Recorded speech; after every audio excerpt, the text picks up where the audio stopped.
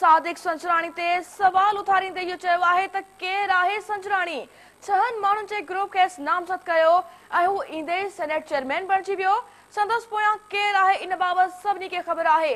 एहतसाब अदालत में सहाफ़ियुनि सां ॻाल्हाईंदे अॻूणे वज़ीर आज़म नवाज़ शरीफ चयो आहे त अदालती सुधारा ईंदड़ चूंडुनि में नून लीग जे मंशूर जो हिसो हूंदियूं। सुधारा क़ौम ऐं वक़्त जी अहम ज़रूरत आहिनि। सुधारनि जो दरवाज़ो हर वक़्तु खुलियल रखणु घुरिजे। हिक सवाल जे जवाब में नवाज़ शरीफ चयो त अदल जी तहरीक लाइ कंहिं आलमी फोरम जी ख़िदमत नाहे वरिती वई। उन लाइ वटि मवाद मौजूदु आहे। हू नेब नाहिनि जो आलमी फोरम जी ख़िदमत हासिल कनि। हुन इहो बि चयो त आम हालतुनि में घणियूं शयूं साम्हूं नाहिनि ईंदियूं। इम्तिहान जी घड़ियुनि में अव्हांखे ॿुधाईंदा हलूं त दौर में घणियूं शयूं जेके वाज़ थी वेंदियूं आहिनि ऐं खेसि चवणो त नून लीग जी सदारत तां हटाइण जो कहिड़ो मक़सदु थी सघे थो। नाज़रीन खे ॿुधायां त पीपी ऐं तहरीक इंसाफ़ खे तनक़ीद जो निशानो बणाईंदे नवाज़ शरीफ चयो त पीपल्स पार्टी ऐं पीटीआई जी सियासत जो मक़सदु रुॻो अवाम खे धोखो ॾियणु आहे।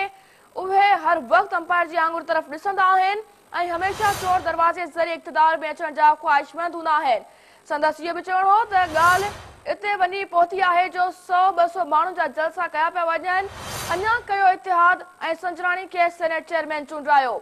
अॻूणे वज़ीर आज़म चयो आहे त केरु आहे संचराणी। छहनि माण्हुनि जे ग्रुप खे नामज़द कयो ऐं हू ईंदे ई सेनेट चेयरमैन बणिजी वियो। संदसि पोयां केरु आहे इन बाबति सभिनी खे ख़बर आहे। नवाज़ शरीफ इहो बि चयो त इहा कहिड़ी जमहूरियत आहे त हिकु चूंडियल सूबाई हुकूमत खे हटायो वियो। हू सफ़ाफ़ चूंडुनि लाइ किरदारु अदा कंदो रहंदो। उन ई मौक़े ते मरियम नवाज़ जो चवणो हो त सेनेट चूंडुनि में हाराइणो हो त पंहिंजे ज़ोर ते हारायो हा।